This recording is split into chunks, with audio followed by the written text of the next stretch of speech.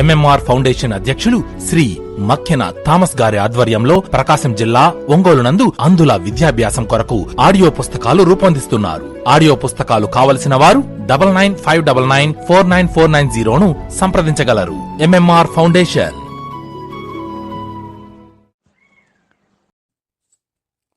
Subject పేరు విద్యా దృక్పథాలు, perspectives in education. మొదటి అధ్యాయము భారతదేశంలో విద్య, చారిత్రక అభివృద్ధి.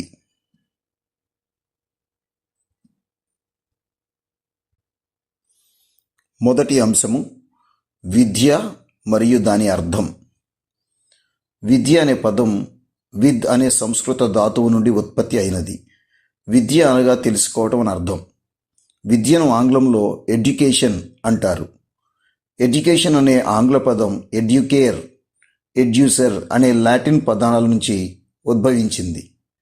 ఎడ్యుకేర్ అనగా అభివృద్ధి చేయుట, ఎడ్యూసర్ అనగా వృద్ధిలోనికి తీసుకురావటం. ఎడ్యుకేషన్లో ఈ అంటే అవుట్ ఆఫ్ అని, డ్యూకో అంటే వృద్ధిలోనికి తీసుకురావటం, అంటే ముందుకు చూపటం లేదా దారి చూపటం అని అర్థం. విద్యను శిక్ష అని అంటారు. శిక్ష అనే పదం శాస్ క్షాస్ అనే సంస్కృత పదం నుండి వచ్చినది. శాస్ అనగా బోధించుట, నేర్పుట, నియంత్రించుట మరియు క్రమశిక్షణలో ఉంచుట. వేదకాలంలో విద్యను ధర్మ లేదా సంస్కార్గా పేర్కొనేవారు. విద్య మానవ సుగుణం. విద్య మానవునికి మూడవ కన్ను వంటిది. విద్య మానవుని ప్రవర్తనను మారుస్తుంది. విద్యకు ఒకే నిర్ణీత అర్థం ఇవ్వటం సాధ్యం కాదు. విద్య పరిణామ ప్రక్రియలో ఉందని చెప్పగలం. విద్య అంటే దాగి ఉన్న అనంత శక్తులను బయటకు తీసే ప్రక్రియ అని అర్థం. విద్య అంటే జ్ఞాన సముపార్జన చేసే ప్రక్రియ. విద్య ఒక బోధనా ప్రక్రియ, శిక్షణనిచ్చే ప్రక్రియ అని అర్థం. విద్యా పరిమితి మరియు విస్తృత అర్థాలు. విద్య అనేది ఏకరూప వివరణ ఇవ్వలేనిది. విద్య చాలా విస్తృతమైన పరిధి కలిగి ఉందని చెప్పవచ్చు.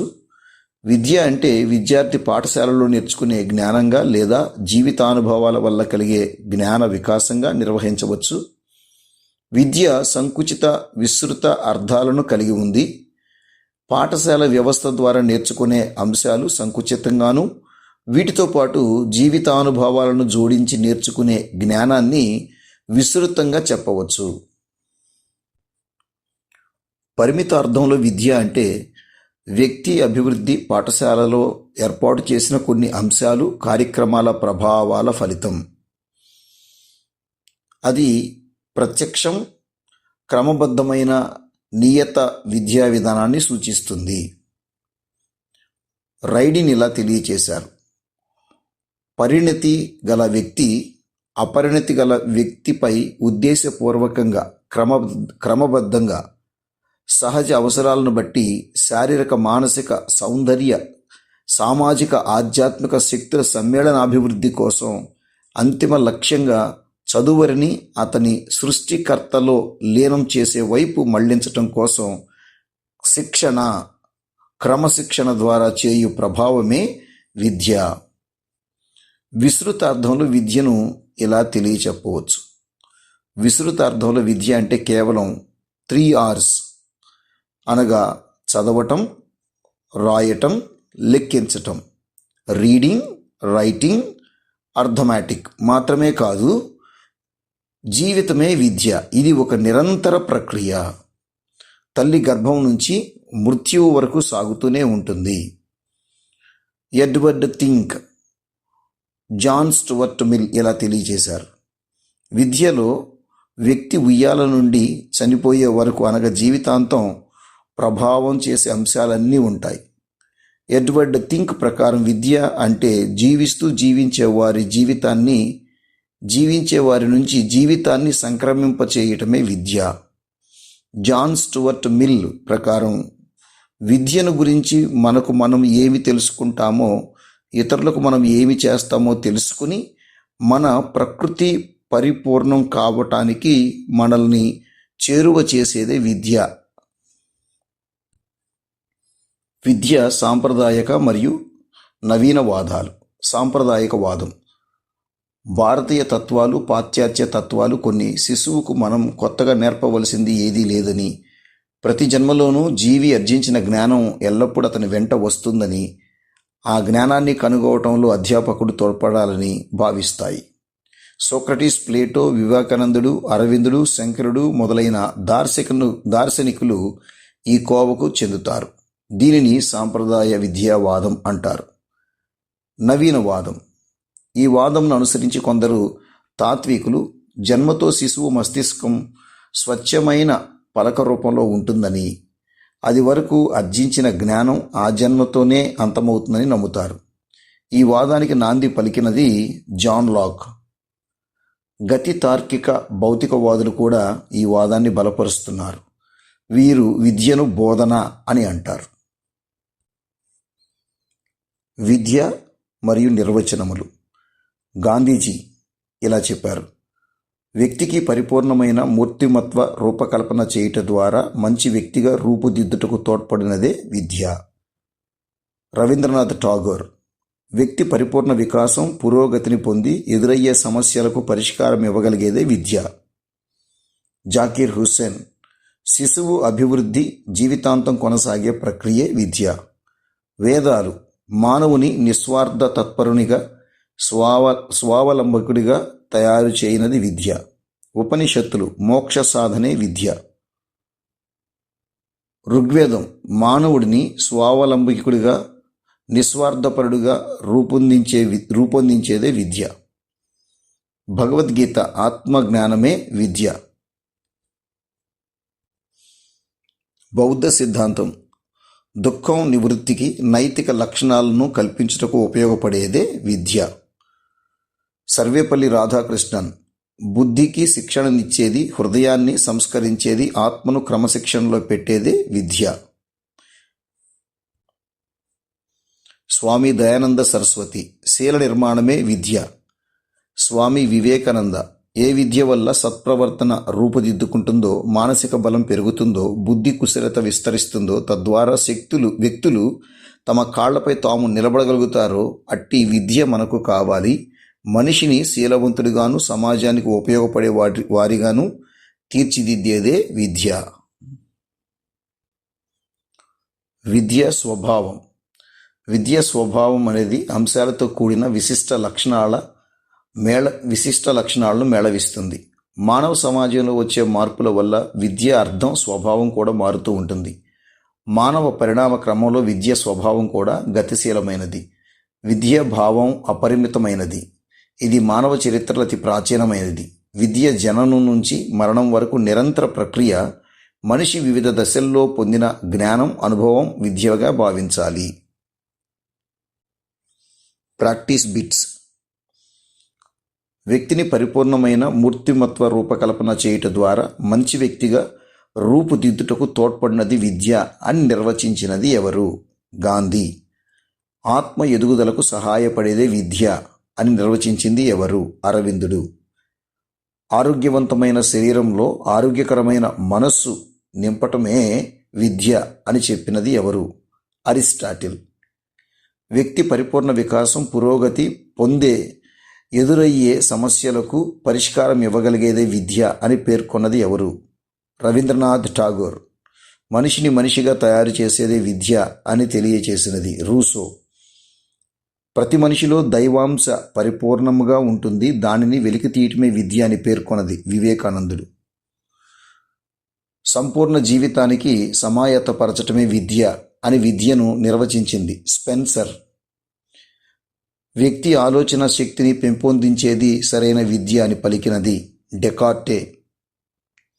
నైతిక విలువలు, ఆదర్శాలు గల సత్ప్రవర్తనను బోధ చేసేదే విద్య అని తెలియచేసినది హెర్బార్ట్. తన పరిసరాలు నియంత్రించగలిగి తన అవకాశాలను అందిపుచ్చుకొనగలిగే విధంగా వ్యక్తి సకల శక్తి సామర్థ్యాలను వికాసం చెందించేదే విద్య అని విద్యను తమదైన శైలిలో నిర్వచించింది ఎవరు? John Dewey. మనసును నియంత్రించటమే విద్య అని విద్యను నిర్వచించినది ఎమర్సన్. తప్ తప్పుని తరిమి సత్యాన్ని అన్వేషించటమే విద్య అన్నది కొమేనియన్. మానవుడు నిర్మలంగా ఉండటానికి మార్గం చూపించేది విద్య, లేదా జీవిలో ఆవరించి ఉన్నదాన్ని వివర్తనం చేసేది విద్య అని చెప్పినది ప్రోబెల్. సహజమైన సుశీలమైన ప్రగతిశీల వికాసాన్ని కలిగించేది విద్య అని విద్యను నిర్వచించినది పెస్టాలజీ. విద్య అనే పదం విద్ అనే సంస్కృత పదం నుండి వచ్చినది. విద్ అనగా తెలుసుకోవటం. ప్రాచీన యుగ విద్య, వేద విద్య, బౌద్ధ విద్య, జైన విద్య. ఇప్పుడు వీటి గురించి తెలుసుకుందాం. చరిత్రకారులు భారతదేశ చరిత్రను 3 భాగాలుగా విభజించారు: ప్రాచీన చరిత్ర, మధ్యయుగ చరిత్ర, ఆధునిక చరిత్ర. ప్రాచీన కాలంలో క్రీస్తుకు పూర్వం 1000 సంవత్సరముల నుండి 500 సంవత్సరాల కాలాన్ని ధర్మశాస్త్ర కాలంగా పిలిచేవారు. క్రీస్తు శకం 500 నుండి 800 సంవత్సరాల కాలాన్ని పురాణ కాలంగా పిలిచేవారు. భారతీయ విద్యా విధానాన్ని కూడా విద్యావేత్తలు 3 భాగాలుగా విభజించారు: 1 ప్రాచీన విద్యా విధానం, 2 మధ్యయుగ విద్యా విధానం, 3 ఆధునిక విద్యా విధానం. ప్రాచీన కాలంలోని విద్యను 3 రకాలుగా విభజింపవచ్చు: 1 వేద విద్య, 2 బౌద్ధ విద్య, 3 జైన విద్య. వేద విద్య గురించి తెలుసుకుందాం. వేద విద్యను 2 రకాలుగా విభజించారు: 1 తొలి వేద విద్యా కాలం, క్రీస్తుకు పూర్వం 1500 నుండి 1000 వరకు. 2 మలివేద కాలం, క్రీస్తుకు పూర్వం 1000 నుండి 600 వరకు. తొలి వేద కాలంలో అందరికీ విద్యా సౌకర్యం కలదు. మలివేద కాలం వచ్చేసరికి సమాజంలో వర్ణ వ్యవస్థ బయలుదేరింది. మనువు తన మనుస్మృతి గ్రంథంలో సమాజంలోని వ్యక్తులను పుట్టుక ఆధారంగా 4 వర్ణాలుగా పేర్కొన్నాడు: 1 బ్రాహ్మణుడు, తల నుండి పుట్టినవాడు; 2 క్షత్రియుడు, బ్రహ్మ భుజాల నుండి పుట్టినవాడు; 3 వైశ్యుడు, తొడల నుండి జన్మించినవాడు; 4 శూద్రుడు, బ్రహ్మ యొక్క పాదాల నుండి జన్మించినవాడు. పివి రావత్ అనే విద్యావేత్త అభిప్రాయంలో వర్ణాల విభజన మొదటిగా పట్టింపులు లేకపోయినా ఆ తర్వాత కాలంలో ఈ విధానం పూర్తిగా సాంప్రదాయం అయిపోయింది. మనువు స్త్రీకి విద్య నిరాకరించాడు. ఏ స్త్రీ కూడా స్వతంత్రంగా జీవించలేదు. స్త్రీని వంటింట్లో ఉంచాలి, స్త్రీకి విద్య అనవసరం, గడప దాటి స్త్రీ బయటకు వెళ్ళకూడదని మనువు నిర్దేశించాడు. భారతదేశంలో లింగ వివక్ష మలివేద కాలంలో ప్రారంభమైంది. కేవలం పురుషులకు మాత్రమే విద్యా సౌకర్యం కలదు. హిందూ విద్యా విధానంలో కేవలం 3 వర్ణాల పురుషులకు మాత్రమే విద్యా సౌకర్యం కలదు: 1 బ్రాహ్మణులు, 2 క్షత్రియులు, 3 వైశ్యులు. వేద విద్యా లక్షణాలు: 1 విద్య ఆశయం చిత్తవృత్తి నిరోధం, అంటే బుద్ధిని క్రమబద్ధీకరించటం; 2 మోక్షమునకు దారి చూపటం; 3 ఆత్మ సాక్షాత్కారం; 4 వేదాలు తెలుసుకోవటం; 5 నైతిక అభివృద్ధి; 6 శీల నిర్మాణం; 7 బ్రహ్మచర్యం పాటించటం; 8 పురుషార్థాలు. శిశు విద్య ప్రారంభం: బ్రాహ్మణ బాలునికి 8 సంవత్సరములు, క్షత్రియులకు 10 సంవత్సరములు, వైశ్యులకు 12 సంవత్సరములకు ఉపనయనం అనే సంస్కారంతో విద్య ప్రారంభమయ్యేది. ఉపనయనం అనగా దగ్గరికి చేరుకొనుట. ఉప అనగా సమీపం, నయనం అనగా నేత్రం, సంస్కారం అనగా జ్ఞానం. సమీపంలో జ్ఞానం అని అర్థం. వేద విద్యా ప్రణాళిక: వేద విద్యా ప్రణాళిక మోక్ష సాధనను ఉద్దేశించి ఆధ్యాత్మిక మతపరంగా ఉండేది. బోధనా విషయాలలో ఈ క్రింది అంశాలను బోధించేవారు: 1 వేదాలు, ఋగ్వేదం, సామవేదం, యజుర్వేదం, అధర్వణ వేదాలు; 2 ఉపనిషత్తులు, పురాణాలు, ఇతిహాసాలు; 3 వ్యాకరణం, గణితం, భూగోళం, తర్కం, ఛందస్సు శాస్త్రాలు; 4 రాజనీతి, యుద్ధతంత్రం, వ్యవసాయం, జ్యోతిష్యం; 5 కర్మ పునర్జన్మ సిద్ధాంతాలు; 6 చతురాశ్రమ ధర్మాలు; 7 చతుర్విధ పురుషార్థాలు; 8 చతుర్వర్ణ వ్యవస్థలు. బోధనా పద్ధతులు: 3 బోధనా పద్ధతులు కలవు: శ్రవణం, మననం, నిధి ధ్యానం. బోధనా భాష. ఆనాటి కాలంలో సంస్కృతం రాజభాషగా, పండిత భాషగా గుర్తింపు పొంది బోధనా భాషగా కూడా సంస్కృతమే ఉండేది. భోజపత్రాలు, తాళపత్రాలు వ్రాత సాధనాలుగా ఉండేవి. వేద విద్య పాఠశాలలు. ఆ కాలంలో 3 రకాల పాఠశాలలు ఉండేవి. అవి గురుకులాలు, గురువుల ఆశ్రమాలు. ఇవి 2 పరిషత్. ఇవి గురుకుల విద్య తరువాత ఉన్నత విద్య అభ్యసించే కేంద్రాలు. ఉదాహరణకు కంచి, వారణాసి. 3 సమ్మేళన అనగా రాజు ఆస్థానంలోని చర్చా గోష్ఠీలను సమ్మేళన కేంద్రాలు అంటారు. వేద విద్య దోషాలు. లింగ వివక్షను పాటించింది. 2 శూద్రులకు విద్యా సౌకర్యం లేదు. 3 ప్రజల భాష కాదని కొద్ది మందికి పరిమితమైన సంస్కృతాన్ని బోధనా భాషగా చేసింది. 4 మత జ్ఞానానికి పెద్దపీట వేసింది. 5 శాస్త్ర విజ్ఞానానికి ప్రాధాన్యత ఇవ్వలేదు. 6 గురువులకు కావలసిన అర్హతను ఒక వర్గానికే పరిమితం చేసింది. 7 పని విద్యకు, అనుభవ విద్యకు ప్రాధాన్యం ఇవ్వలేదు. ఇప్పుడు బౌద్ధ విద్య గురించి తెలుసుకుందాం. బౌద్ధ విద్యా విధానం. హిందూ మతంపై తిరుగుబాటు చేసి క్రీస్తుకు పూర్వం 6వ శతాబ్దంలో గౌతమ బుద్ధుడు బౌద్ధ మతాన్ని స్థాపించాడు. బుద్ధుని బోధనలను త్రిపీఠకాలు అంటారు. దానికి అనుగుణంగా బౌద్ధ విద్యా విధానం వెలుగులోనికి వచ్చింది. క్రీస్తుకు పూర్వం 6వ శతాబ్దం నుండి క్రీస్తు శకం 2వ శతాబ్దం మధ్యకాలంలో బౌద్ధ విద్యా విధానం అమలులో ఉండేది. బుద్ధుడు 4 మహాసత్యాలను బోధించాడు. అవి 1 ప్రపంచమంతా దుఃఖమయం, 2 దుఃఖానికి కారణం కోరిక, 3 కోరికను నివారిస్తే దుఃఖాన్ని నివారించవచ్చును, 4 కోరిక నివారణకు అష్టాంగ విధానం పాటించాలి. అష్టాంగ విధానం అనగా 1 సమస్యక్ దృష్టి, 2 సమస్యక్ సంకల్పం, 3 సమస్యక్ వాక్కు, 4 సమస్యక్ కర్మ, 5 సమస్యక్ జీవనం, 6 సమస్యక్ వ్యాయామం, 7 సమస్యక్ స్మృతి, 8 సమస్యక్ సమాధి. బౌద్ధ విద్యా లక్షణాలు. దుఃఖాన్ని నివారించటం, జీవిక మార్గాన్ని సిద్ధం చేయటం, నైతిక అభివృద్ధికి పాటుపడటం, అహింస, సత్య సుందరమైన జీవనం, నిరాడంబర జీవితం. పాఠశాలలు. నాటి విద్యా కేంద్రాలను ఆరామాలు, మఠాలు, విహారాలు అనేవారు. ఆనాటి ప్రముఖ విద్యాలయాలు నలంద, తక్షశిల, నాగార్జునకొండ, అమరావతి, వల్లభ, విక్రమశిల, వదంతాపురి, నాడియా, మిథిల మొదలగునవి. నలంద విశ్వవిద్యాలయంలో 2000 మంది ఆచార్యులు పనిచేసేవారు. నలంద విశ్వవిద్యాలయాన్ని స్థాపించినది కుమారగుప్తుడు. ఇది బీహార్ రాష్ట్రంలో కలదు. ప్రముఖ ఆర్థికవేత్త అమర్త్య సేన్ నలంద విశ్వవిద్యాలయానికి వైస్ ఛాన్సలర్గా పనిచేశారు. తక్షశిల ఆయుర్వేద విద్యకు, లలిత కళలకు, ధనుర్విద్యలకు కేంద్ర స్థానంగా ఉండేది.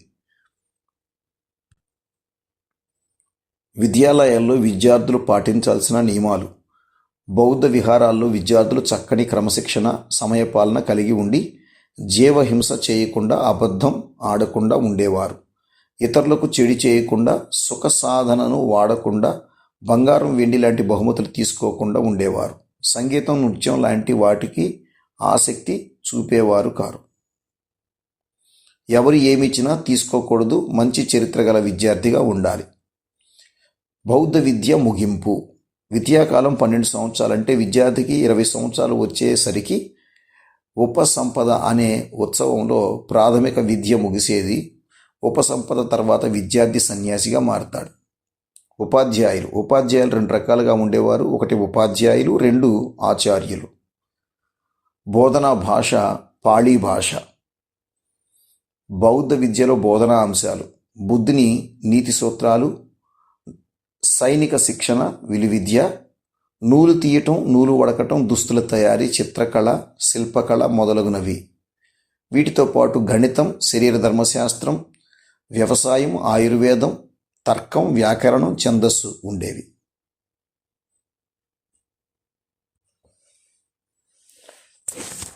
జైన విద్యా విధానం.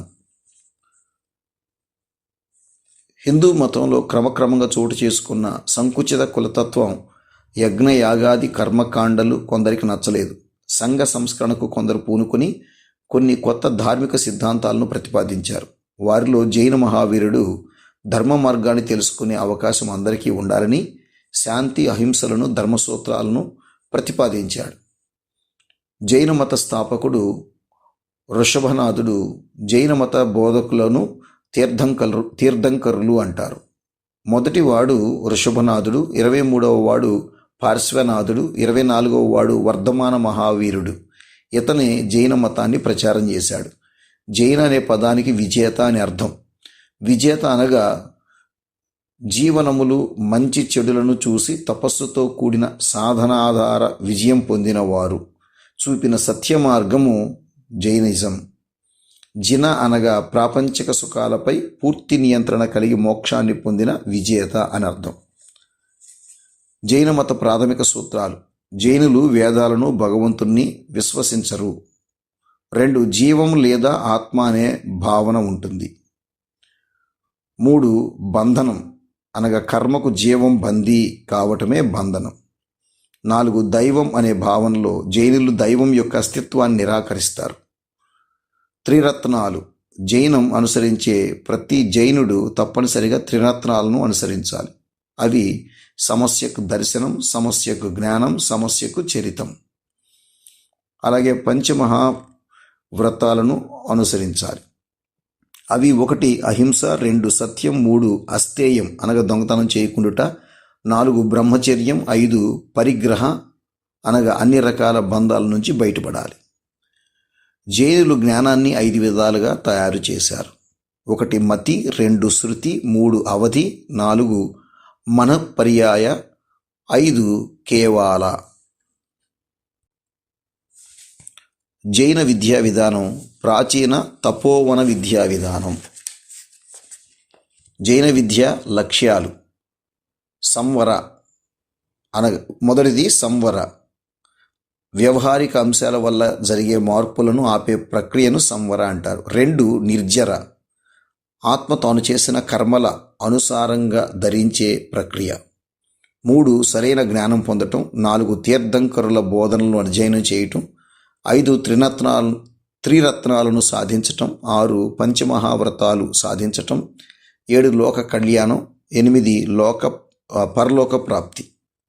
విద్యా ప్రారంభం: విద్యార్థికి 5 సంవత్సరాలు రాగానే విద్య ప్రారంభమవుతుంది. ఆనాటి పాఠశాలలను విహారాలు, ఆరామాలు, ఆశ్రమాలు అని పిలిచేవారు.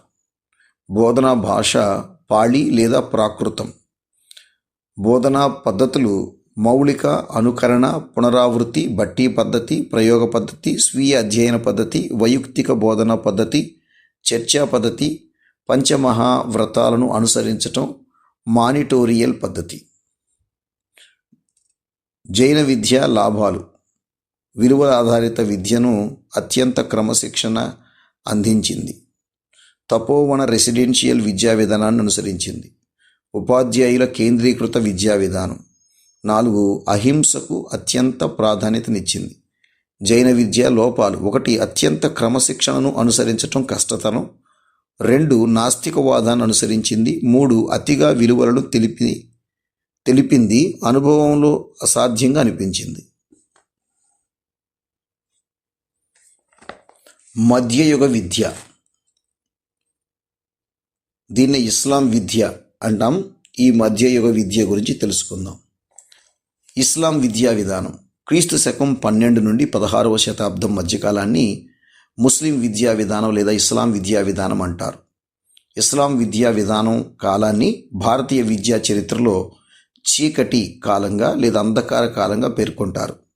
క్రీస్తు శకం 712లో అరబ్బులు సింధు ప్రాంతాన్ని ఆక్రమించడంతోనే మన దేశంలో ఇస్లాం పాలన ప్రారంభమైనది. భారతదేశంలో మొట్టమొదటి ముస్లిం రాజైన మహమ్మద్ ఘోరీ 1192లో మక్తాబ్ అనే ఎలిమెంటరీ పాఠశాలను ఏర్పాటు చేశాడు. కుతుబుద్దీన్ ఐబక్, అల్లావుద్దీన్ సిద్కీ, ఫిరోజ్ షా, అక్బర్, షాజహాన్ లాంటి ముస్లిం రాజులు విద్య కోసం ఎంతగానో కృషి చేశారు. మొఘలుల కాలంలో సంస్కృత గ్రంథాలు, వేదాలు, ఉపనిషత్తులు పారసిక భాషలోకి అనువదించబడ్డాయి. ఇస్లాం కాలంలో బీజాపూర్, గోల్కొండ, మాల్వా, ఖందేశ్, కాన్పూర్, ఆగ్రా, బీదర్, ఢిల్లీ, లక్నో మొదలుగా గల నగరాలు విద్యా కేంద్రాలుగా వర్ధిల్లాయి. ఇస్లాం అనగా ఆత్మసమర్పణ. మేధావి కలంలోని సిరా దేశభక్తుని రక్తం కన్నా మిన్న అని చెప్పాడు ఖురాన్ లేదా మహమ్మద్ ప్రవక్త. ఒక సిరా చొక్క 1,00,000 మైళ్లకు కదలిక అని చెప్పాడు కాళోజీ నారాయణరావు. ఇస్లాం కాలంలో విద్య సార్వత్రీకరణ జరగలేదని పివి రావత్ పేర్కొన్నారు.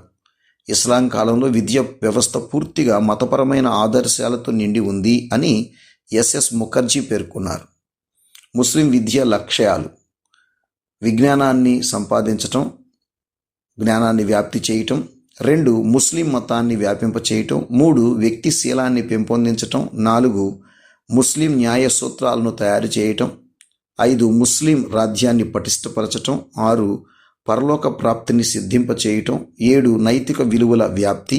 8 జీవనోపాధి. విద్యా ప్రారంభం: ముస్లిం బాలునికి 4 సంవత్సరాల 4 నెలల 4 రోజుల నాడు బిస్మిల్లా అనే ఉత్సవంతో ప్రారంభమవుతుంది. బిస్మిల్లా అనగా గురువు అయిన మౌల్వీ దగ్గరకు చేర్చటం. ఈ విద్యా విధానంలో 3 రకాల పాఠశాలలు ఉండేవి. 1 ముక్తాబ్.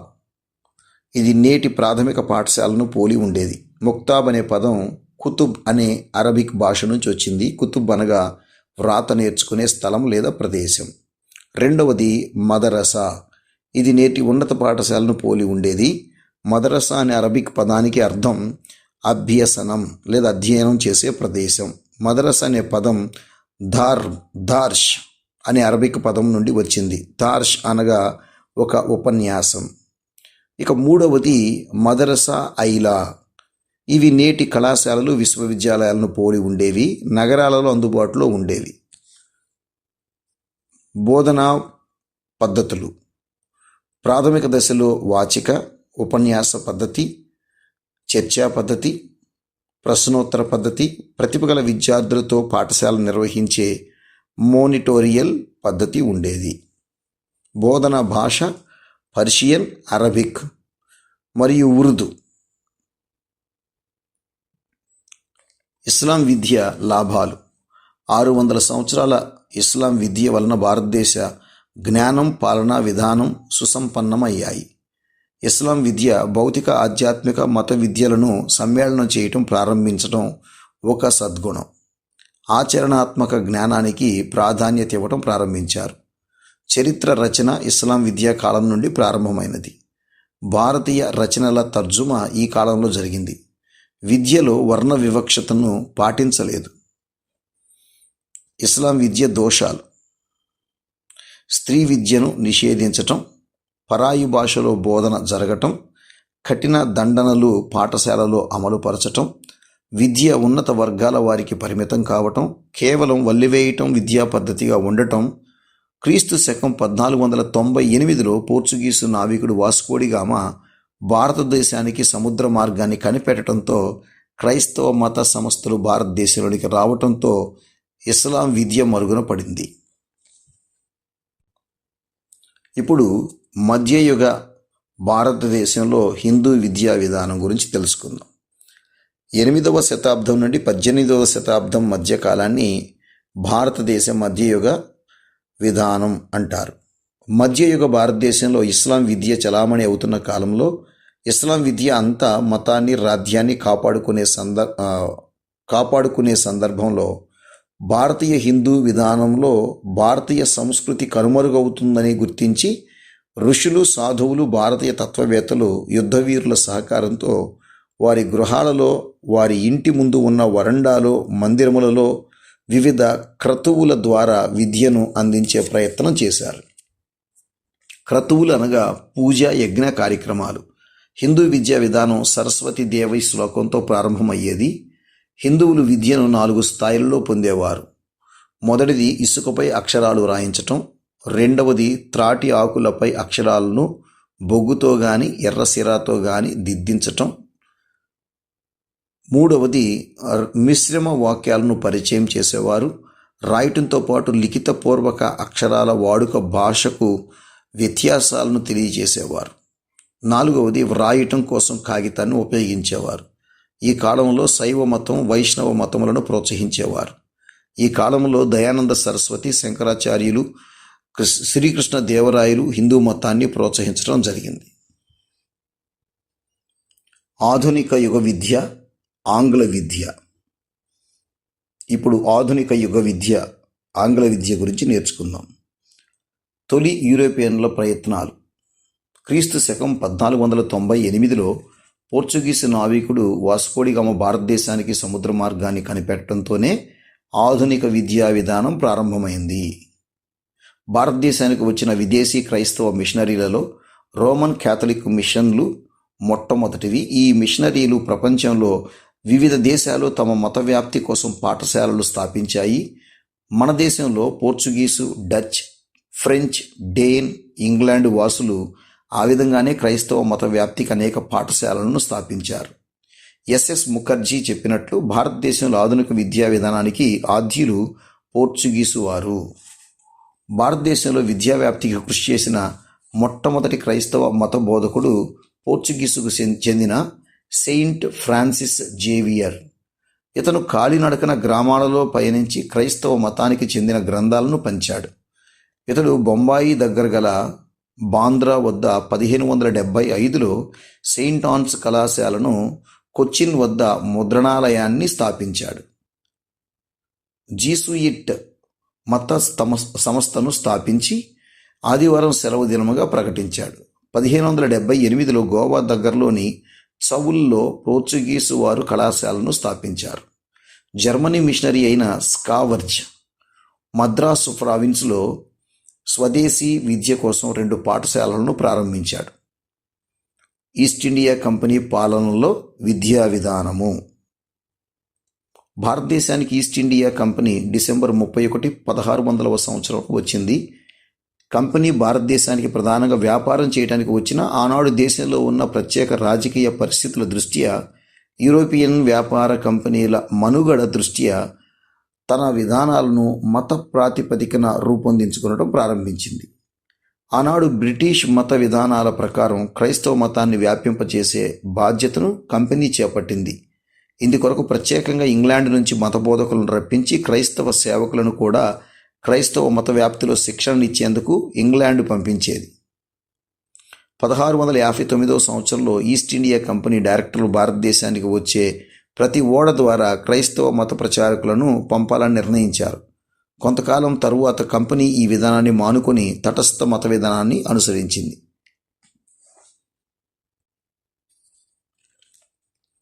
బెంగాల్ గవర్నర్ మింటో పర్షియన్, సంస్కృత భాషల్లో విద్యను అందించాడు.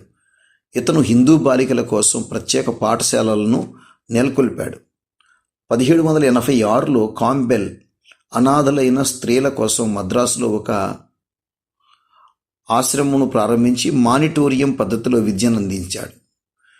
1781లో మదర్ తెరీసా, 1791లో కాశీ సంస్కృత పాఠశాలను స్థాపించారు. ఈ కాలంలోనే కలకత్తాలో పోర్ట్స్ విలియం అనే కాలేజీని స్థాపించారు. ఇప్పుడు స్వాతంత్ర్యానికి పూర్వం విద్యా కమిషన్లను గురించి తెలుసుకుందాం. మొదటిది 1813 చార్టర్ చట్టం. గ్రాంట్ సూచనలను బ్రిటిష్ పార్లమెంటు 1813 చార్టర్ చట్టాన్ని ఆమోదించింది. చార్టర్ అనగా ఒప్పందం అని అర్థం. విల్బర్ట్ పోర్ట్స్, చార్లెస్ గ్రాంట్ ఆలోచనలకు అనుగుణంగా ఈ చట్టాన్ని రూపొందించడంలో సహాయపడ్డాడు. ఈ చట్టం భారతదేశంలో విద్యకు ఒక నూతన మార్గాన్ని ఇచ్చింది. ఈ చట్టంలో క్రింది ప్రధాన అంశాలున్నాయి. 1. క్రైస్తవ మిషనరీలకు తమ మతాన్ని ప్రచారం చేసుకునేందుకు స్వేచ్ఛ ఇవ్వాలి. 2. భారతీయులను విద్యావంతులను చేయుటకు కంపెనీ బాధ్యత వహించాలి. 3. సంవత్సరానికి ₹1,00,000 విద్య కొరకు కేటాయించాలి. లార్డ్ మెకాలే ప్రతిపాదనలు. 1813వ చార్టర్ చట్టంలోని విద్యా సూత్రాలు ఏ విధంగా ప్రాక్పశ్చిమ వివాదానికి దారితీశాయో తెలుసుకున్నాం. చట్టంలో ₹1,00,000 ఏ విధంగా ఖర్చు చేయాలనే అంశం వివాదంగానే మిగిలిపోయింది. ఇందుకు నియమించిన కమిటీలో పాశ్చాత్య విద్యాభిమానులు, స్వదేశీ విద్యాభిమానులు వాదులాడుకుంటూనే ఉన్నారు. సమస్య తేలలేదు. ఈ కారణంగా విద్యా కార్యక్రమాలు కుంటుపడ్డాయి. చివరకు ఈ సమస్యను పరిష్కరించే బాధ్యతను అప్పటి గవర్నర్ జనరల్ సలహా సంఘంలో న్యాయశాఖ మెంబర్గా భారతదేశానికి వచ్చిన లార్డ్ మెకాలేకు అప్పగించారు. లార్డ్ మెకాలే 1835 ఫిబ్రవరి 2న భారతీయ సాహిత్యాన్ని, సంస్కృతిని, భాషలను కఠినంగా నిందిస్తూ నివేదికను విలియం బెంటింగ్కు సమర్పించాడు. దీనిలోని సిఫార్సులు: సాహిత్యం అనే పదానికి అర్థం 1813 చార్టర్ చట్టంలో 43వ నిబంధనలో పేర్కొన్న సాహిత్యం అనే పదానికి ఇంగ్లీషు సాహిత్యం అని అర్థం. 2. భారతీయ పండితుడు. 1813 చట్టంలో పేర్కొన్న భారతీయ పండితుడు అనే పదం యొక్క అర్థాన్ని వివరిస్తూ లాక్ తత్వశాస్త్రం, మిల్టన్ కవిత్వం తెలిసిన వాడే భారతీయ పండితుడు అని చెప్పాడు. 3. భారతీయ సాహిత్యం. భారతదేశం, అరేబియాలోని మొత్తం సాహిత్యం యూరోపియన్ గ్రంథాలయంలోని ఒక షెల్ఫ్లో పుస్తకాలకు సరిరావు అని చెప్పాడు.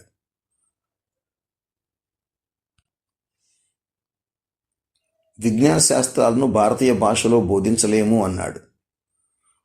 భారతీయులే ఇంగ్లీష్ భాషను నేర్చుకున్నటకు ఆతృతగా ఉన్నారు అని చెప్పాడు.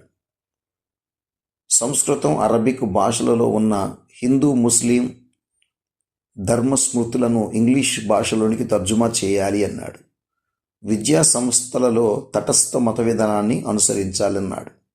మెకాలే సూచించిన పై ప్రతిపాదనలతో అప్పటి వరకు 1813 చట్ట నిబంధనలపై కొనసాగుతున్న వివాదాలకు తెరపడింది. బోధన భాష ఏది ఉండాలి, విద్యా లక్ష్యాలు ఏవి మొదలైన సమస్యలను మెకాలే ప్రతిపాదనలు పరిష్కరించాయి. ఈ ప్రతిపాదనలన్నింటినీ అప్పటి గవర్నర్ జనరల్ విలియం బెంటిక్ ఆమోదించాడు. వుడ్ తాకీదు 1854. ఆనాటి విద్యారంగంలో ఉన్న సంక్షోభం దృష్ట్యా భారతదేశంలో ఏ విధమైన విద్యా విధానం అనుసరించాలో సూచించమని ఆనాటి governor general Lord Dalhousie company director board అధ్యక్షుడైన చార్లెస్ వుడ్ అధ్యక్షతన ఒక కమిటీని నియమించారు. ఈ కమిషన్ దేశ విద్యా విధానాన్ని పరిశీలించి తగు సూచనలతో తన నివేదికను 1854లో సమర్పించింది. ఈ సూచనలనే వుడ్ తాకీద్ అంటారు. భారతదేశ విద్యా చరిత్రలో వుడ్ తాకీదును మాగ్నా కార్టాతో పోలుస్తారు. ఇందులోని ముఖ్యాంశాలు: భారతదేశంలో బుద్ధి కుశలతను, నైతిక విలువలను పెంపొందించడం విద్యా లక్ష్యంగా ఉండాలి. స్వదేశీ భాషలో పుస్తకాల కొరత వలన బోధనా భాష ఇంగ్లీషే ఉండాలి. భారతదేశంలో విద్యా వ్యాప్తికి బ్రిటిష్ ప్రభుత్వం బాధ్యత వహించాలి. ప్రతి రాష్ట్రంలో విద్యాశాఖలను ఏర్పాటు చేయాలి.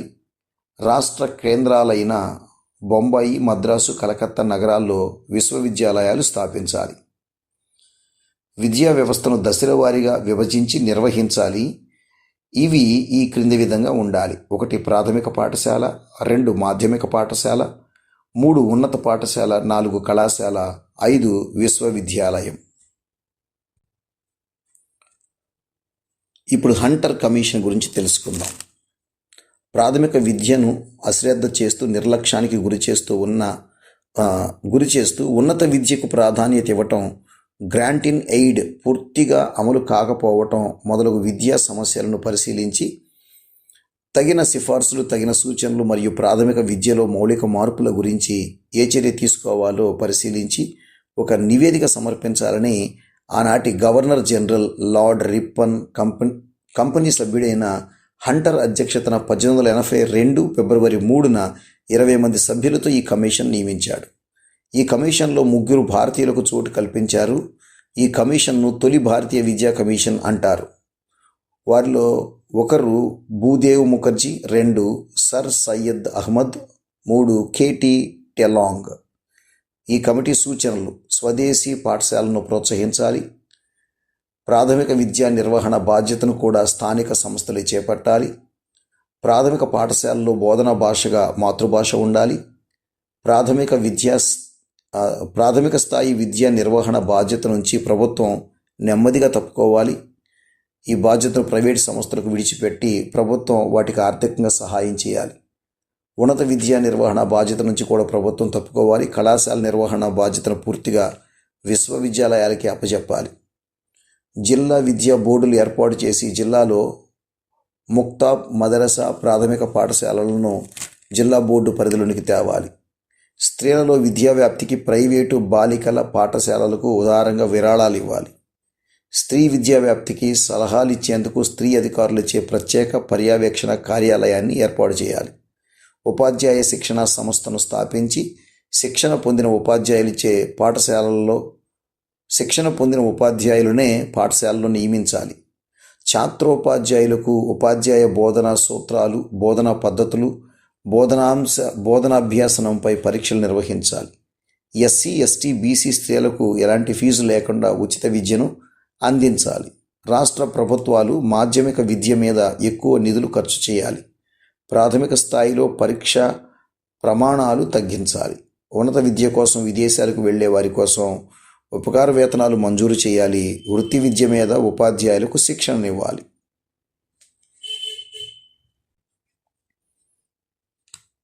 భారతీయ విద్యాలయ కమిషన్, దీని గురించి ఇప్పుడు తెలుసుకుందాం. ఇది 1902లో ప్రారంభించారు. దేశంలో ఉన్న విశ్వవిద్యాలయాలను సంస్కరించుటకు తగిన సూచనలు ఇచ్చేందుకు ఆనాటి governor general Lord Curzon Thomas Raleigh అధ్యక్షన 2 సభ్యులతో ఈ కమిషన్ను నియమించారు. ఈ కమిషన్ సూచించిన అంశాలు: కొత్త విశ్వవిద్యాలయాలను స్థాపించకూడదు, ఉన్న వాటిని సంస్కరించాలి. విశ్వవిద్యాలయాలు సమర్థవంతంగా పనిచేసేందుకు సెనెట్ సిండికేట్లను పునర్వ్యవస్థీకరించాలి. పరీక్షా విధానాన్ని సంస్కరించాలి. కళాశాలలకు అనుబంధ ప్రతిపత్తి ఇచ్చేటప్పుడు విశ్వవిద్యాలయాలు తగు ప్రమాణాలను, సూత్రాలను పాటించాలి. విశ్వవిద్యాలయాల గ్రంథాలయాలను, ప్రయోగశాలలను మెరుగుపరచాలి. 3 ఏళ్ల డిగ్రీ తరగతులను ప్రవేశపెట్టి ఇంటర్మీడియట్ తరగతులను ఎత్తివేయాలి. భారత విశ్వవిద్యాలయ చట్టము 1904 గురించి తెలుసుకుందాం. 1902లో విశ్వవిద్యాలయ కమిషన్ సూచనలు అమలు చేసేందుకు ఇంపీరియల్ లెజిస్లేటివ్ కౌన్సిల్లో విశ్వవిద్యాలయాల చట్టం ఆమోదించబడింది. దీనినే భారతీయ విశ్వవిద్యాలయాల చట్టం 1904 అంటాము. ఈ చట్టంలోని ముఖ్య అంశాలు: సెనెట్ సభ్యుల సంఖ్య తగ్గించబడింది. విశ్వవిద్యాలయాల నిధులు విస్తృతపరచబడ్డాయి. సిండికేట్లను చట్టపరమైన గుర్తింపు ఇవ్వబడింది. కళాశాలలకు విశ్వవిద్యాలయ అనుబంధ ప్రతిపత్తి కల్పించేటప్పుడు కఠిన నియమాలు విధించబడ్డాయి. ఈ చట్టం విశ్వవిద్యాలయాల మీద ప్రభుత్వ పట్టు మరింత పెంచింది.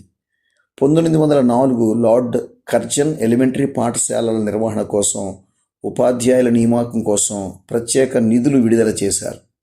1906లో కలకత్తాలో జరిగిన జాతీయ కాంగ్రెస్ సమావేశం జాతీయ లక్ష్యాలు సాధించగలిగే జాతీయ విద్య కోసం విద్యమించాలని పిలుపునిచ్చారు.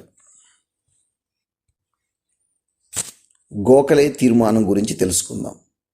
గోపాలకృష్ణ గోఖలే గాంధీ గురువుగా ప్రసిద్ధి పొందారు. 1910 మార్చి 18న ఇంపీరియల్ లెజిస్లేటివ్ కౌన్సిల్ సభ్యునిగా ఎన్నికయ్యారు. వీరు ప్రవేశపెట్టిన 1911 మార్చి 16న గోఖలే రెండవసారి తీర్మానం ప్రవేశపెట్టారు. ఇందులోని ముఖ్యాంశాలు: 6 నుండి 10 సంవత్సరాల మధ్య బాలబాలికలకు ఉచిత నిర్బంధ ప్రాథమిక విద్య అమలు చేయాలి. దీనికి సంబంధించిన ఖర్చును రాష్ట్ర, కేంద్ర ప్రభుత్వాలు భరించాలి. ప్రాథమిక విద్యా వ్యాప్తి కొరకు కేంద్రంలో విద్యా కార్యదర్శిని నియమించాలి. ప్రతి సంవత్సరం బడ్జెట్ వివరణలో ప్రాథమిక విద్యా ప్రగతికి సంబంధించిన ప్రస్తావన ఉండాలి. ఉపాధ్యాయ విద్యార్థుల నిష్పత్తి 1:30 లేదా 1:40గా ఉండాలి. విద్యా వ్యయాన్ని స్థానిక రాష్ట్ర ప్రభుత్వాలు 1:2 నిష్పత్తిలో భరించాలి. 6 నుంచి 10 సంవత్సరాల లోపు పిల్లలను బడికి పంపించని తల్లిదండ్రులను శిక్షించాలి. ప్రాథమిక విద్య కోసం స్థానిక సంస్థల మీద విద్యా సెస్ విధించాలి. గోఖలే తీర్మానంలోని నిర్బంధ ఉచిత ప్రాథమిక విద్య కల్పించాలన్న సూచన తప్ప మిగతా వాటన్నిటినీ ప్రభుత్వం ఆమోదించింది. అయితే గోఖలే తీర్మానంలో ముఖ్య అంశం కూడా అదే: నిరక్షరాస్యులు, అమాయకులు ఉన్న జాతి అభివృద్ధి చెందదు, పోటీ పడలేదు అని గోఖలే వ్యాఖ్యానించారు. ఇప్పుడు సాడ్లర్ కమిషన్ లేదా కలకత్తా విశ్వవిద్యాలయ కమిషన్, దీని గురించి తెలుసుకుందాం. కలకత్తా విశ్వవిద్యాలయ విద్యా వ్యవహారాలు పరిశీలించి తగిన సూచనలతో ఒక నివేదిక సమర్పించమని బ్రిటిష్ ప్రభుత్వం 1917లో లీడ్స్ విశ్వవిద్యాలయ వైస్ ఛాన్సలర్గా పనిచేస్తున్న సర్ మైకేల్ శాడ్లర్ అధ్యక్షతన ఈ కమిటీని నియమించింది. ఈ కమిషన్కు మాధ్యమిక విద్య, స్త్రీ విద్య, విశ్వవిద్యాలయాల సమస్యలను గురించి ప్రభుత్వానికి నివేదిక సమర్పించింది.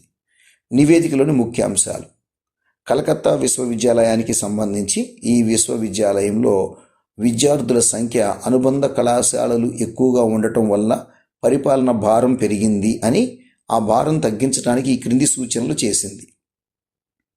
ఢాకాలో ఒక బోధనా విశ్వవిద్యాలయాన్ని స్థాపించాలి. కలకత్తా చుట్టుపక్కల ఉన్న కొన్ని అనుబంధ కళాశాలలను విశ్వవిద్యాలయాల కేంద్రాలుగా రూపొందించాలి. విశ్వవిద్యాలయంలో బోధనా వనరులను మెరుగుపరచాలి. స్త్రీ విద్య కొరకు ప్రత్యేక శాఖను స్థాపించాలి. హార్టాంగ్ కమిటీ. సైమన్ కమిషన్ సభ్యుల్లో ఒకరైన సర్ ఫిలిప్ హార్టాంగ్ అధ్యక్షతన ప్రాథమిక విద్యా ప్రగతికి ఆటంకం కలిగిస్తున్న సమస్యలను గుర్తించి తగిన సూచనలతో నివేదిక సమర్పించమని హార్టాంగ్ అధ్యక్షతన ఈ కమిషన్ను నియమించారు. విద్యారంగంలోని సమస్యలపై ఏర్పడిన తొలి కమిషన్. దీనిని సైమన్ కమిషన్కు ఉపసంఘంగా పేర్కొంటారు.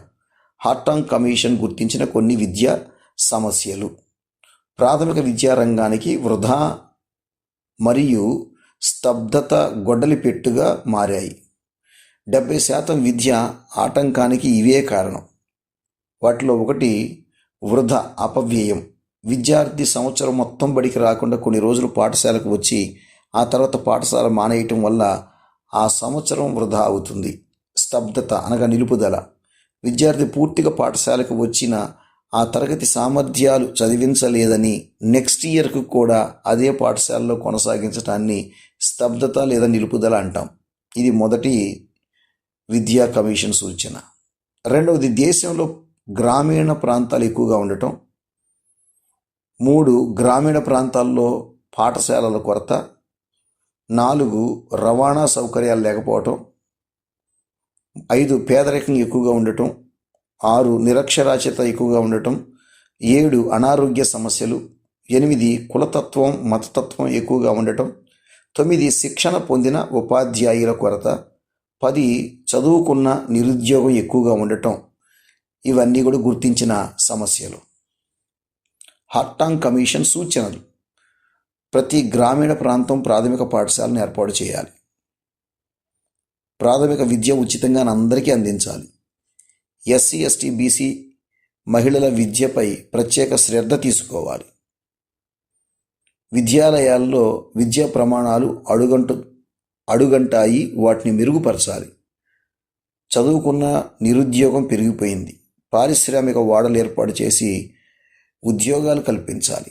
ఉన్నత స్థాయిలో పారిశ్రామిక వాణిజ్య కోర్సులను ప్రవేశపెట్టి వాటిలో విద్యార్థులు విరివిగా చేరేందుకు ప్రోత్సహించాలి. ఉపాధ్యాయ శిక్షణ కేంద్రాలను, ప్రమాణాలను మెరుగుపరిచి ఆధునిక బోధనా పద్ధతులను ప్రవేశపెట్టాలి.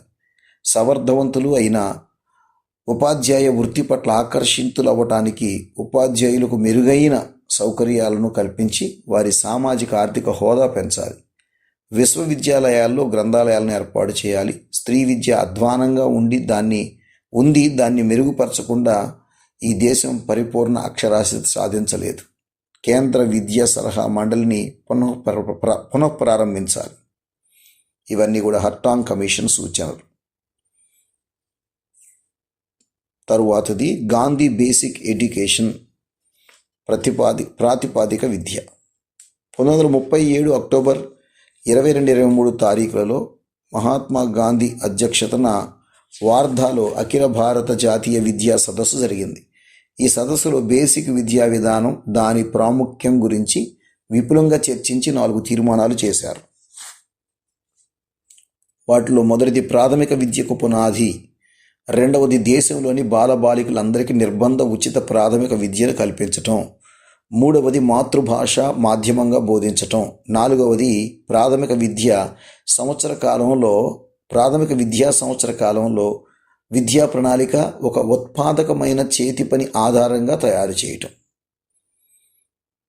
ప్రాథమిక విద్యా విధానం సూత్రాలు: 1 ఉచిత నిర్బంధ విద్య, 2 మాతృభాష మాధ్యమంగా బోధన, 3 వృత్తి కేంద్రంగా విద్య, 4 స్వయం పోషకత్వం, 5 ఆదర్శ పౌరసత్వం, 6 ఇల్లు సమూహం పాఠశాల, 7 స్త్రీ విద్య. తరువాతది సార్జెంట్ నివేదిక 1944. 1939-44 కాలాన్ని దేశ విద్యా చరిత్రలో చీకటి కాలంగా పేర్కొంటారు. విద్యారంగంలో ఏర్పడిన సంక్షోభాన్ని నివారించడానికి సమగ్రమైన విద్యాభివృద్ధి కోసం కంపెనీ సభ్యుడైన సర్ జాన్ సార్జెంట్ అధ్యక్షతన CABE ఈ కమిషన్ను నియమించింది. ఈ కమిషన్ను యుద్ధానంతరం విద్యా ప్రణాళిక అని పిలుస్తారు మరియు తొలి భారతీయ విద్యా ప్రణాళిక కమిషన్ అంటారు. సార్జెంట్ నివేదికను ఉత్తర యుద్ధ విద్యాభివృద్ధి కార్యక్రమంగా బ్రిటిష్ వారు పేర్కొంటారు. నివేదికలోని ముఖ్య సూచనలు: 3 నుండి 6 సంవత్సరాల బాలబాలికలకు పూర్వ ప్రాథమిక విద్యను అమలుపరచాలి. 6 నుండి 14 సంవత్సరాల బాలబాలికలకు నిర్బంధ ఉచిత ప్రాథమిక విద్య అమలుపరచాలి. ఉన్నత పాఠశాల స్థాయిలో 2 రకాల కోర్సులు ప్రవేశపెట్టాలి. అవి 1 విద్యా సంబంధమైనవి, 2 సాంకేతిక సంబంధమైనవి. తరువాత ఇంటర్మీడియట్ ఎత్తివేసి మొదటి సంవత్సరాన్ని ఉన్నత పాఠశాలకు, 2వ సంవత్సరాన్ని డిగ్రీ తరగతులకు మార్చాలి. వివిధ విశ్వవిద్యాలయాల కార్యక్రమాలను సమన్వయం చేసేందుకు భారతీయ విశ్వవిద్యాలయాల విరాళాల కమిటీ ఏర్పాటు చేయాలి. 10 నుండి 40 సంవత్సరాల మధ్య వయసు గల వారిలో నిరక్షరాస్యతను నిర్మూలించుటకు వయోజన విద్యా కార్యక్రమాలను అమలు చేయాలి. నిరక్షరాస్యతను నిర్మూలించడం కోసం గ్రంథాలయాలు స్థాపించి వయోజన విద్యా కార్యక్రమాలు అమలు చేయాలి. శారీరక మానసిక వికలాంగుల కొరకు ప్రత్యేక విద్యా సంస్థలు స్థాపించాలి. ఉపాధ్యాయ శిక్షణా కేంద్రాలను అభివృద్ధి పరచాలి. ఉపాధ్యాయ సలహా సంస్థలను ఏర్పాటు చేయాలి. ఎంప్లాయ్మెంట్ బ్యూరో స్థాపించాలి. వ్యాయామ విద్యను మెరుగుపరచాలి. బలహీన వర్గాల పిల్లల కోసం పాఠశాలలో మధ్యాహ్న భోజనాన్ని అమలు చేయాలి. పాఠశాలలలో సాంఘిక వినోద కార్యక్రమాలను నిర్వహించాలి. విశ్వవిద్యాలయ విద్య నిర్వహణ మినహా మిగతా విద్యా కార్యకలాపాల నిర్వహణ రాష్ట్రాల మార్గదర్శకత్వం కింద ఉండాలి. స్వాతంత్ర్యం అనంతరం వివిధ విద్యా కమిటీలు. స్వాతంత్ర్యం అనంతరం ఏర్పాటు చేసిన వివిధ విద్యా కమిటీల గురించి తెలుసుకుందాం. మొదటిది 1948-49లో ఏర్పాటు చేసిన విశ్వవిద్యాలయాల కమిషన్. స్వాతంత్ర్యం అనంతరం విశ్వవిద్యాలయాల విద్యను పరిశీలించి తగిన సూచనలు చేయవలసిందిగా సర్వేపల్లి రాధాకృష్ణన్ అధ్యక్షతన CABE సంస్థ 10 మంది సభ్యులతో ఈ కమిషన్ను నియమించింది. కమిషన్ సభ్యులు: Sarvepalli Radhakrishnan, doctor Lakshman Swami Mudaliar, doctor Tarachand, doctor James, doctor Zakir Hussain, Meghnad Saha, doctor Karm, doctor John, doctor Arthur Morgan, doctor Nirmal. ఈ కమిషన్ 13 డిసెంబర్ 1948 నుండి 19 జూలై 1949 వరకు 29 విశ్వవిద్యాలయాలను సందర్శించింది. జనవరి 3 నుండి 7 వరకు ఉస్మానియా విశ్వవిద్యాలయాన్ని సందర్శించింది. కమిషన్ సూచించిన విద్యా లక్ష్యాలు: రాజకీయ పరిపాలన, వాణిజ్య, వ్యాపార, వ్యవసాయ, పరిశ్రమ మొదలైన రంగాలకు కావలసిన నాయకత్వాన్ని తయారు చేయటం, మన నాగరికత సంస్కృతిని కాపాడటం, అభివృద్ధి చేయటం, నైతిక విలువలను పెంపొందించటం, పౌరసత్వ శిక్షణ, నూతన భావాలను కలిగి ఉండటం, విద్యార్థులను మానసికంగా శారీరకంగా అభివృద్ధి పరచటం, అంతర్జాతీయత్వాన్ని పెంపొందించటం. కమిషన్ సిఫార్సులు: విశ్వవిద్యాలయాల సమాజ మేధో కేంద్రాలుగా వర్ధిల్లాలి అని ఈ కమిషన్ సూచించింది. విశ్వవిద్యాలయాల్లో అధ్యాపకులు 3 రకాలుగా ఉండాలి: ప్రొఫెసర్, రీడర్, లెక్చరర్. విశ్వవిద్యాలయాల విద్యని ఉమ్మడి జాబితాలకు చేర్చాలి. MA, MSc, PhD కోర్సుల్లో ప్రవేశానికి జాతీయ స్థాయిల అర్హతా పరీక్షలు నిర్వహించాలి. విశ్వవిద్యాలయాలు ప్రాంతీయ భాషలోనే బోధన జరగాలి. గ్రామీణ విశ్వవిద్యాలయాల ఏర్పాటు జరగాలి. స్త్రీ విద్యాభివృద్ధికి మహిళా కళాశాలలు ఏర్పాటు చేయాలి. వ్యవసాయ కళాశాలను ఏర్పాటు చేయాలి. విశ్వవిద్యాలయాల్లో పనిదినాలు 180 రోజులు ఉండాలి. విశ్వవిద్యాలయాల్లో పరీక్షా విధానాన్ని సంస్కరించాలి. వ్యాసరూప ప్రశ్నలతో ఆబ్జెక్టివ్ ప్రశ్నలను సమన్వయం చేయాలి. గ్రేస్ మార్కులు కలిపే విధానాన్ని రద్దు చేయాలి.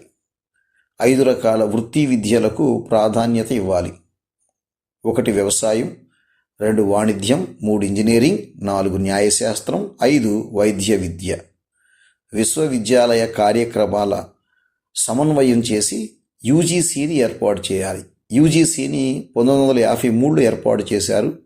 1956 పార్లమెంట్ యాక్ట్ ద్వారా చట్టభద్రత కల్పించారు. విశ్వవిద్యాలయాల విద్యలో అత్యున్నత సంస్థ ఇదే.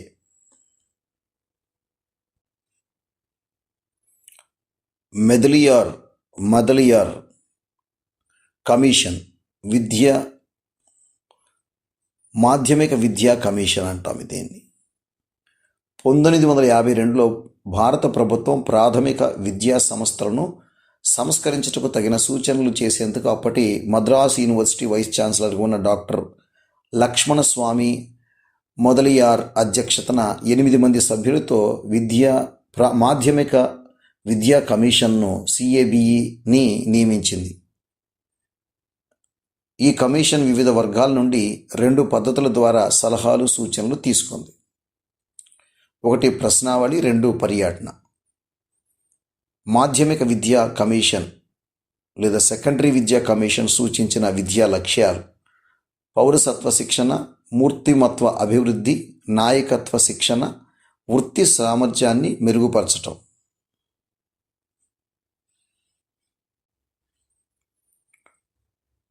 మౌలిక విద్యపై మూల్యాంకన కమిటీ 1955 నుండి 56 వరకు. మౌలిక విద్య అనగా వృత్తి విద్యపై శిక్షణ, వస్తువుల తయారీ, సాధారణ విద్య అంతా వృత్తిపరం చేయటం. 1955లో భారత విద్యాశాఖ CABE జి రామచంద్రన్ అధ్యక్షతన మౌలిక విద్యపై స్టాండింగ్ కమిటీ నియమించింది. ఈ కమిటీ 1956లో నివేదికను సమర్పించింది. ఈ కమిటీ మౌలిక విద్యపై 7 అంశాలను సూచించింది. 1 భారత ప్రభుత్వం, 2 రాష్ట్ర ప్రభుత్వం, 3 విశ్వవిద్యాలయాలు, 4 పరిపాలనా విభాగం, 5 మౌలిక విద్యా ఉపాధ్యాయ శిక్షణ, 6 మౌలిక విద్యా పాఠశాలలు, 7 ప్రజలు. స్త్రీ విద్యా జాతీయ కమిటీ 1955లో స్త్రీ విద్యా విషయక సలహా మండలిని దుర్గాబాయి దేశ్ముఖ్ అధ్యక్షతన ఏర్పాటు చేశారు. ఈ కమిటీ ప్రాథమిక స్థాయిలో బాలికలకు ఒకే పాఠ్య ప్రణాళిక ఉండాలని సూచించింది. సెకండరీ స్థాయిలో బాలికలకు గృహ విజ్ఞానం పరిచయం చేయాలని పేర్కొంది. అయినా స్త్రీ విద్య ఆశాజనకంగా లేకపోవడంతో 1957 సెప్టెంబర్లో ప్రణాళిక సంఘం స్త్రీ విద్యా జాతీయ కమిటీని దుర్గాబాయి దేశ్ముఖ్ అధ్యక్షతన 8 మందితో ఈ కమిటీని నియమించింది. ఈ కమిటీ 1958 మే 19న పని ప్రారంభించి 1959లో నివేదికను సమర్పించింది. నైతిక విద్యా కమిటీ 1959 పాఠశాలలో నైతిక విద్యా బోధనపై శ్రీ ప్రకాష్ కమిటీని నియమించింది. ఈ కమిటీ పాఠశాలలో విలువలను ప్రత్యక్ష పద్ధతిలో బోధించాలి అని సిఫారసు చేసింది. జాతీయ భావ సమైక్యతా కమిటీ 1961. భావ సమైక్యత అనగా భిన్నత్వంలో ఏకత్వం కలిగి ఉండటం, వ్యక్తి కన్నా దేశం గొప్ప అని భావించటం. భారతదేశం ఒక వికసించిన తామర పువ్వు. దీనిలో ప్రతి రేకు సంస్కృతిని ప్రతిబింబిస్తుంది. దీనిలో ఏ ఒక్క రేకు చెదిరినా ఆ పువ్వు అందాన్ని కోల్పోతుంది అని విశ్వకవి ఠాగూర్ అన్నాడు. 1961లో సర్వేపల్లి రాధాకృష్ణన్ జాతీయ సమైక్యత కాన్ఫరెన్స్ నిర్వహించారు. విద్య ద్వారానే జాతీయ సమైక్యతను సాధించవచ్చు అని, దానిపై తగిన సలహాలు చేయాలని డాక్టర్ సంపూర్ణానంద అధ్యక్షతన 10 మంది సభ్యులతో 1961 మే 15న కేంద్ర విద్యాశాఖ ఈ కమిటీని నిర్ణయించింది. హన్స్ మెహతా కమిటీ 1962 స్త్రీ విద్యను పరిశీలించి స్త్రీ విద్యాభివృద్ధికి తగిన సూచనలు చేయవలసిందిగా జాతీయ మహిళా విద్యా మండలి హన్స్ మెహతా కమిటీని నియమించింది. భక్తవత్సలం కమిటీ 1963. గ్రామీణ ప్రాంతాలకు బాలికల విద్యకు ప్రజల మద్దతు లేదా ఆదరణ ఎందుకు కరువైందో పరిశీలించి తగిన సూచనలు చేయవలసిందిగా భక్తవత్సలం కమిటీని 1963లో ఈ కమిటీని నియమించారు. కొఠారి కమిషన్ 1964 నుండి 66 వరకు. సెకండరీ విద్యా కమిషన్ లేదా దేశంలో విద్యారంగం విజయవంతం కాకపోవడంతో 1964లో ప్రసాద్ అనే కాంగ్రెస్ లోక్సభ సభ్యుడు లోక్సభలో ప్రసంగిస్తూ కేంద్రం విద్యారంగాన్ని నిర్లక్ష్యం చేసింది, విద్యారంగాన్ని చక్కదిద్దకపోతే భవిష్యత్తులో భారీ మూల్యం చెల్లించక తప్పదని పేర్కొన్నారు. దీంతో కేంద్రం యూనివర్సిటీ గ్రాంట్స్ కమిషన్ చైర్మన్గా పనిచేస్తున్న దౌలత్ సింగ్ కొఠారి అధ్యక్షతన 17 మంది సభ్యులతో 1964 జూలై 14న ఈ కమిషన్ను నియమించింది. ఈ కమిషన్కు కార్యదర్శిగా జేపీ నాయక్ వ్యవహరించారు. ఈ కమిషన్ గాంధీ జయంతి అయిన 1964 అక్టోబర్ 2 నుండి పని ప్రారంభించింది. కొఠారి కమిషన్ సూచించిన విద్యా లక్ష్యాలు: విద్య ఉత్పాదకతను పెంచాలి, విద్య జాతీయ సామాజిక సమగ్రతను సాధించాలి, విద్య ఆధునిక ప్రక్రియను వేగవంతం చేయాలి, విద్య ప్రజాస్వామ్యాన్ని పటిష్టపరచాలి, విద్య సామాజిక నైతిక ఆధ్యాత్మిక విలువలను పెంపొందించాలి, అంతర్జాతీయ విద్య అవగాహన కలిగించాలి. కొఠారి కమిషన్ సూచించిన విద్యా స్వరూపం: 10+2+3 ఒక విధానం, 10-1 నుండి 1 నుండి 10 తరగతులు పాఠశాల విద్య, 11 నుండి 12 తరగతులు కళాశాల విద్య, 13 నుండి 15 తరగతులు విశ్వవిద్యాలయ విద్య. ఇవి కాక మరికొన్ని కమిటీలు: జాతీయ విద్యా విధానం 1968, ఈశ్వరీభాయ్ పటేల్ కమిటీ 1977 నుండి 78 వరకు, Malcolm Adiseshaiah committee 1977, Chattopadhyay commission 1983 నుండి 85, జాతీయ విద్యా విధానం 1986,